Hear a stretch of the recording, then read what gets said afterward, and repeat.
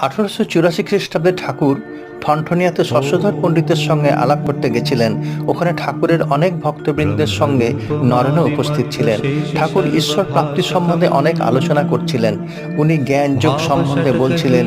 এই যুগে জ্ঞান যোগ করে ঈশ্বর প্রাপ্তি করা খুবই কঠিন। তাই তিনি বলছিলেন, দেহবুদ্ধি না গেলে ব্রহ্মজ্ঞান প্রাপ্তি হয় না।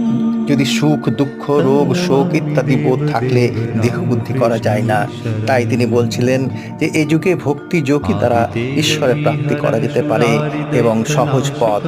এই পথ অন্যান্য পথের চেয়ে সহজ এবং ঈশ্বর প্রাপ্তি করা যায়।